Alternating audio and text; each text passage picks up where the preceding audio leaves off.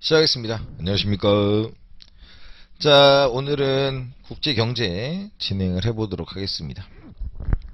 자, 먼저 무역이론이 세 가지가 나오죠. 세 가지가 나와요. 그래서 첫 번째가 비교 우위론.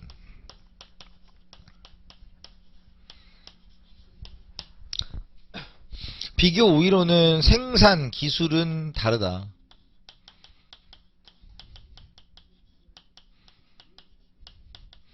그러니까 생산비의 차이가 있겠죠. 그런데 생산 요소는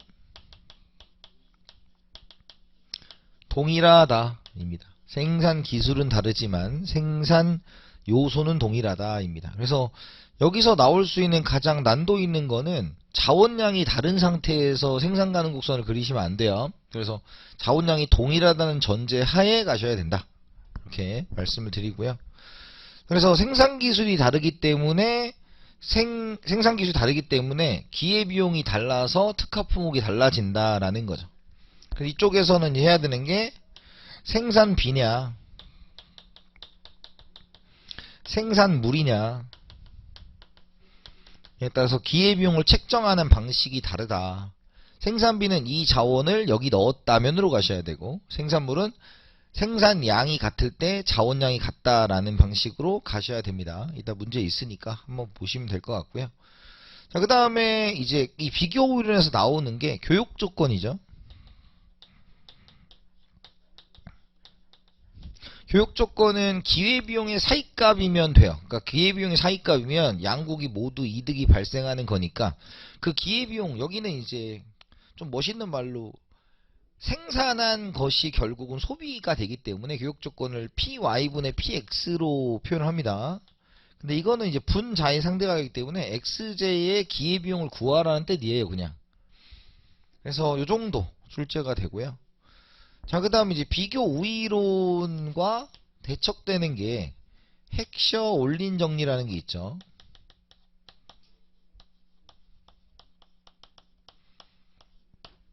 자, 헥셔 올린 정리는 얘는 생산 기술이 다르기 때문에 생산비의 차이가 나서 무역이 이루어진다는 얘기고, 얘는 생산 기술은 동일한데 뭐에 따라서 요소 부존도가 달라서, 그죠? 그래서 요소가 풍부한 나라에서는 뭐 노동이 풍부하다 그럼 노동이 쌀 거고요. 자본이 풍부하다 그러면 자본이 쌀 거니까 그 싼 생산 요소를 가지고 간다라는 거죠. 그래서 얘는 첫 번째 뭐가 출제가 되냐면 가정이 출제가 됩니다. 가정. 가정에서 대표적인 게 뭐냐면 무역이 이루어지니까 생산물의 이동은 자유롭겠죠.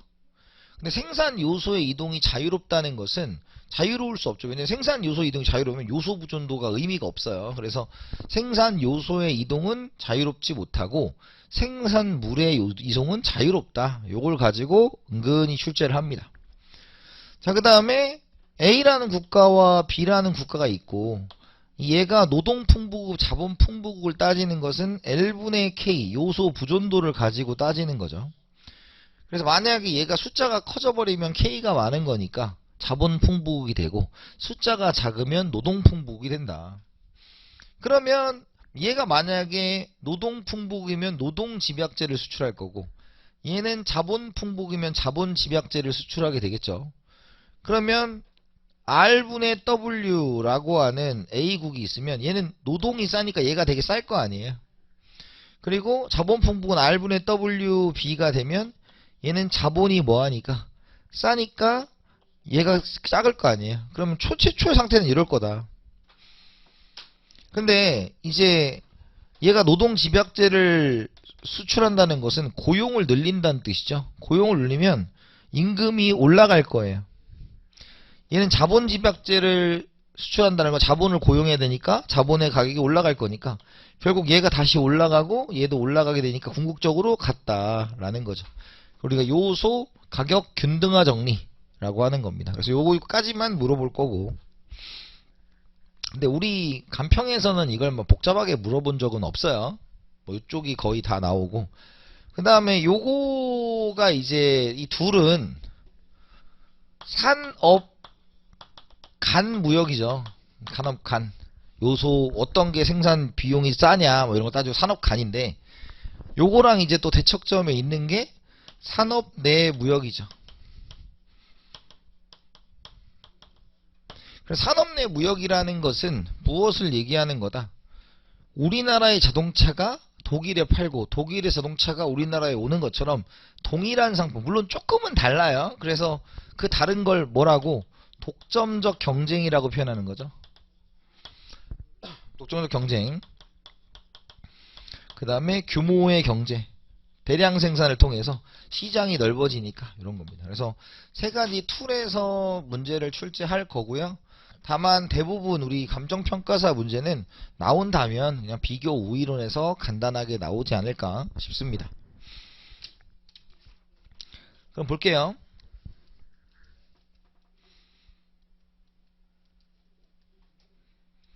자, 1번입니다.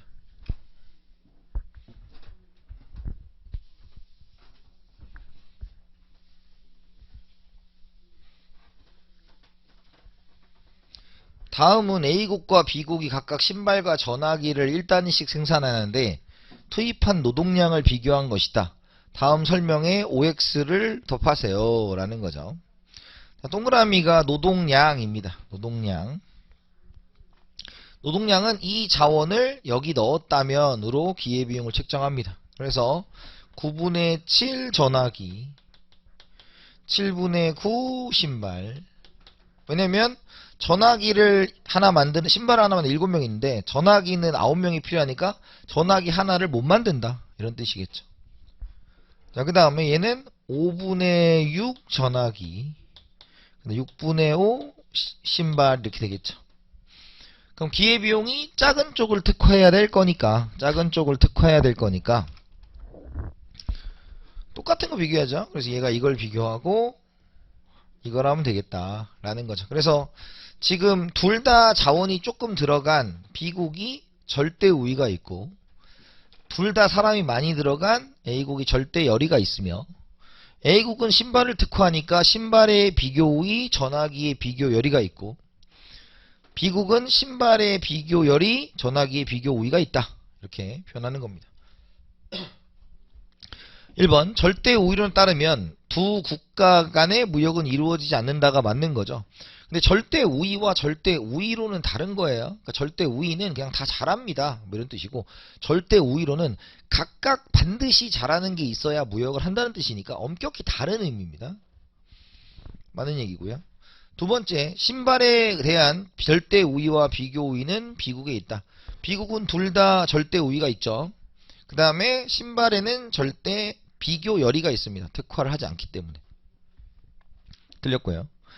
3번, B국은 신발 생산의 절대 우위가 전화기 생산의 절대 우위와 비교 우위가 있다. B국은 신발 생산의 절대 우위 다 있고 전화기 생산의 비교 우위가 있다. 맞는 얘기가 되겠죠.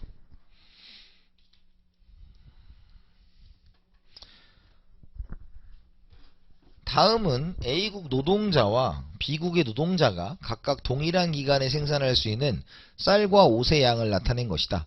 다음의 설명에 OX로 답하시오. 단 유일한 생산 요소다 라는 겁니다. 그래서 여기 보면 동일한 기간이란 전제를 줘요. 그래서 이 비교 우위로는 생산 요소가 동일하다는 전제가 깔려 있어야 한다 라는 것입니다. 그죠? 그러면 이때는 이제 어떻게 해야 돼요? 아까는 이 자원을 여기 넣었다면 이지만 얘가 동일한 기간이란 뭐 하루 뭐 이런 거겠죠? 그러면 A국은 우리가 쌀을 X라고 하고 옷을 Y라고 했을 때 A국은 OX는 OY가 되겠죠. OX는 OY가 된다 라는 겁니다. 그래서 기회비용을 따지면 X는 Y고 Y는 X다, 이렇게 표현할 수가 있고요. 그 다음에 B국 같은 경우에는 4X는 2Y가 되겠죠. 그래서 X는 2분의 1 Y고 Y는 2X가 되더라 라는 것입니다. 그러면 이제 기회비용을 따지면 지금 보니까 A국이 둘 다 잘 만들죠. 그러니까 A국이 절대 우위가 있고 B국이 절대 열의가 있고, 기회비용을 따지면 얘를 따졌더니 얘죠. 그래서 B는 X제를, A는 Y제를 특화하니까 A국은 X제, 쌀의 비교열이 옷의 비교우위가 있고, 그 다음에 B국은 쌀의 비교우위, 옷의 비교열이가 있다. 이렇게 보는 겁니다. 그럼 1번, 4번, 쌀과 옷 생산의 모두 A국의 노동 생산이 B국보다 크다라는 거예요. 그러면 노동 생산성이 크다는 것은 더 많이 만들어낼 수 있다라는 것이니까 맞는 얘기가 되고요. 5번, A국은 쌀을 수출하고 옷을 수입한다 라고 돼 있어요. 그러면 A국은 뭐예요? 옷을 수출하고 쌀을 수입해야 되니까 틀렸다라는 것입니다. 6번, A국의 쌀 1섬의 기회비용은 옷 1벌이다. 쌀 1섬의 기회비용은 옷 1벌이다. 맞죠? B국의 옷 1벌 생산의 기회비용 쌀 2섬이다. 맞는 얘기죠. 그렇죠? 그러니까 여러분들 이것만 안 헷갈리면 돼요. 뭐냐면 이런 경우가 나온단 말이에요. 얘가 만약에 우리가 한 명이 만들 수 있는 거라고 치면, 지금 예를 들어서 얘가 100명이고 얘가 5,000명이다 라고 하면 이걸 대입해서 하시면 안 된다는 거예요. 왜냐면 생산 요소가 다르면 안 된다고. 그것만 안 헷갈리시면 돼요. 근데 그걸 헷갈리게 되는 문제가 가끔 있습니다.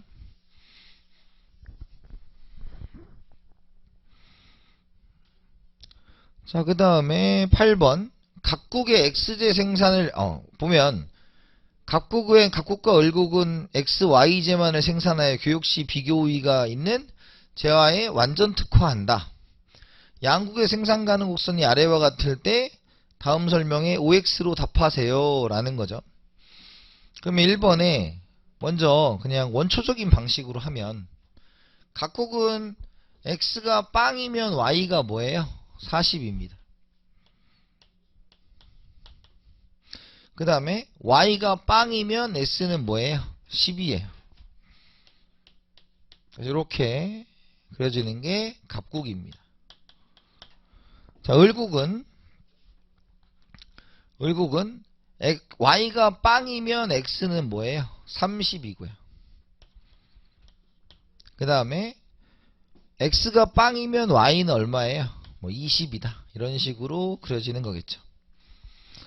그래서 여기는 을국인데, 그러니까 이렇게 삐죽삐죽 그려지면 얘는 뭡니까? 그냥 절대 우위로 푸는 거죠. 뭐 특별하게 어려운 건 아니고.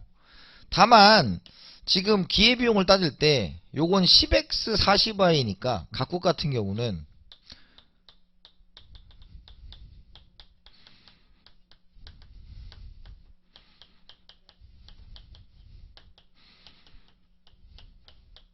이렇게 되는 거죠. 그리고 을국 같은 경우에는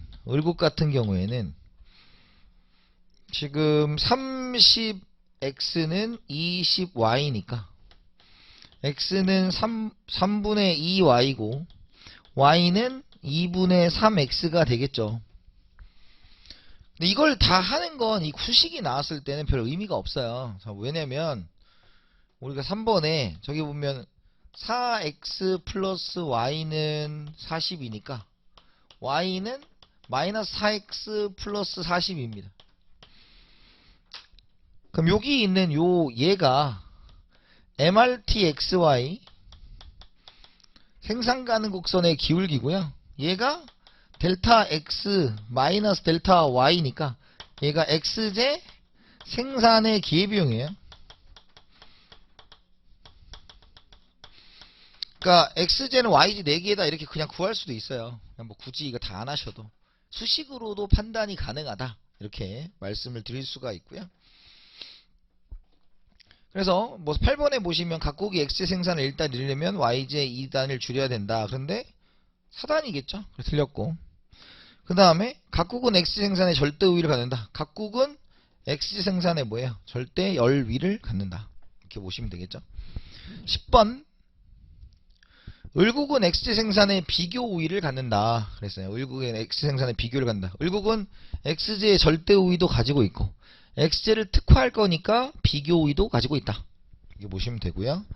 11번 X제와 Y제의 교역 비율이 1대1이라면 갑국만 교육에 응할 것이다 라는 겁니다. 그러면 4번에 교육 비율은 어떻게 한다? x가 있고요. 그 다음에 이렇게 쓰죠. 물론 이제 이렇게 쓰셔도 상관은 없어요. 근데 거의 이제 크다만 거의 쓰기 때문에. 그러면 x가 있으니까 작은 숫자 쓰면 여기 1.5y가 1.5 아니지. x는 이 3분의 2y죠. 그리고 얘는 이제 4x니까 y니까 지금 1대1이다 라고 했어요. 그럼 1대1이면 1이 여기 들어가요 안 들어가요? 여기 1y는 요 안에 들어가잖아요. 그러면 지금 요 기회비용의 사이값이 됐기 때문에 양국이 모두 무역을 할 거다. 갑국만이라는 단어를 쓰지는 않을 거예요. 그러니까 을국이 안 하겠다는 뜻이니까 틀렸다. 둘 다 무역을 할 겁니다. 12번이에요.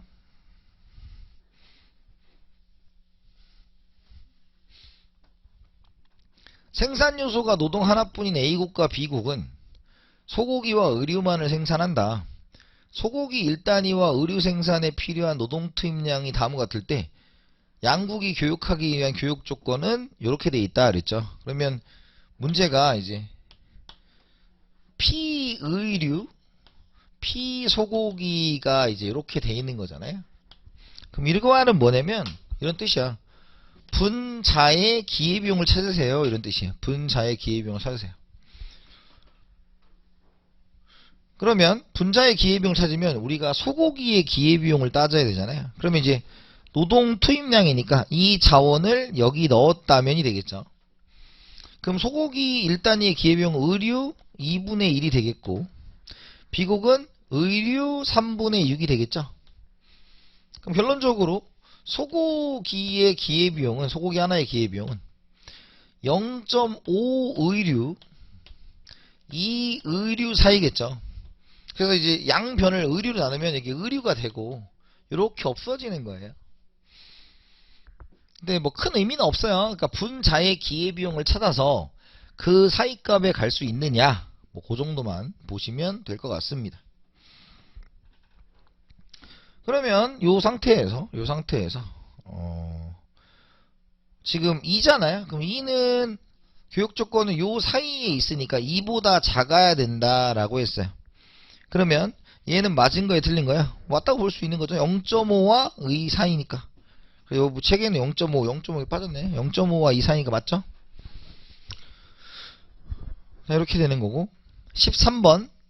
A국은 한 단위 노동으로 하루에 쌀 5kg를 생산하거나 옷 5벌을 생산할 수 있다. B국은 한 단위 노동으로 하루에 쌀 4kg를 생산하거나 옷 2벌을 생산할 수 있다. 두 나라 사이에 무역이 이루어지기 위한 쌀과 옷의 교환 비율로 P쌀, P옷이 0.4가 될 수 있다. 그랬어요. 그럼 동그라미가 P쌀이 분자에 있죠. 그럼 쌀의 기회비용을 찾아라. 라는 겁니다. 그러면 우리가 쌀을 X라고 하고 O를 Y라고 하고 X의 기회비용을 찾으면 되니까 여기는 노동으로 생산하니까 얘는 이 자원을 여기 넣으면 안 되고 둘이 하루라는 생산 요소가 같은 거죠. 그러면 A국은 OX는 OY가 되고 B국은 4X는 2Y가 되는 거죠. 우리가 구해야 되는 것은 쌀 X의 기회비용을 하는 되니까 X는 Y고 X는 2분의 1 Y가 됩니다. 그러면 우리가 X는 2분의 1 Y보다는 크고 2Y, Y보다는 작아야 되죠. 근데 얘는 0.5니까 0.4는 이 바깥에 있잖아요. 그러면 교육 조건 안에 들어왔어요? 못 들어왔어요? 못 들어왔어요. 그럼 무역하면 안 된다. 무역이 안 이루어진다. 그런 의미입니다. 그래서 될 수 없어서 X가 된 거예요. 될 수 없어서 X가 된 거다.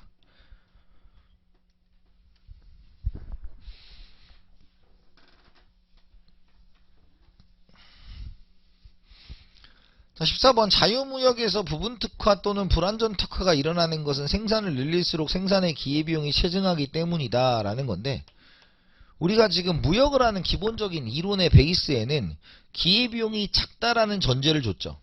그럼 기회비용이 작은데 기회비용이 언제는 작았다가 언제는 커지면 무역이 일어나겠어요? 안 일어나겠어요? 안 일어나요. 그러니까 생산 가능 곡선이 직선인 경우와 곡선인 경우는 다른 거겠죠. 그리고 곡선인 경우도 원점에 대해서 볼록한 경우가 있고 원점에 대해서 오목한 경우가 있는데, 일반적으로 이제 핵시어 올린 정리의 기본 과정은 원점에 오목한 생산 가능 곡선을 전제로 해요. 그 말은 부분 특화가 이루어진다 라는 거예요. 불완전 특화. 그래서 원점에 대해서 오목합니다.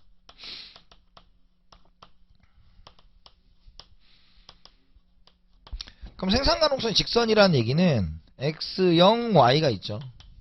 그럼 이렇게 있으면 요게 뭐가 돼요? MRT XY였고, MRT XY는 X 생산의 기회비용이었다 이렇게 말씀을 드렸죠. 그런데 곡선인 경우에는, 특히 원점에 대해서 오목한 경우에는 이런 경우죠. 그럼 접선의 기울기가 위쪽에 있을 때는 X 생산의 기회비용이 작겠지만 이쪽으로 가면 커지게 되니까 완전히 X제만 한다, 완전히 Y제만 한다가 불가능해져요. 따라서 지금 불완전 특화가 일어나는 것은 기회비용이 체증하기 때문이다가 맞는 거죠. 15번 자유무역에서 부분 특화 또는 불완전 특화가 일어나는 것은 생산 가능 곡선이 원점에 대해서 볼록한 게 아니라 오목한 거예요. 16번 레온티에프의 역설은 자본이 상대적으로 풍부한 나라인 미국이 노동 집약적인 제품을 수출하고 자본 집약적인 제품을 수출하는 현상을 의미한다 라고 되어 있는데, 핵시어 올린 정리의 기본은 요소가 생산 요소가 풍부한 쪽에서 그 재화를 특화할 거다 였습니다. 그런데 레온티에프는 자본이 풍부하고 노동이 부족한 미국이 무엇을 수출하고 있더라? 노동 집약적인 재화를 수출하고 있더라. 그 이유를 따져봤더니 핵시어 올린 정리가 잘못된 게 아니라 노동자의 수가 중요한 것이 아닌 노동자의 생산성이 중요한 거다 라는 거죠. 그래서 겉으로 보기에는 핵시어 올린 정리를 비판한 것처럼 보이나 결론적으로 말하면 핵시어 올린 정리를 인정해주고 있는 이론이다 입니다. 그래서 맞는 거죠. 핵시어 올린 정리는 두 나라의 요소 부존도는 동일하다고 가정한다. 요소 부존도가 동일한데 기술 수준이 다른 게 비교 이론. 핵시어 올린 정리는 기술 수준은 동일한데 요소 부존도가 다른 거니까 틀렸죠. 요소 부존도가 동일하면 무역이 일어나지 않는다 이렇게 보시면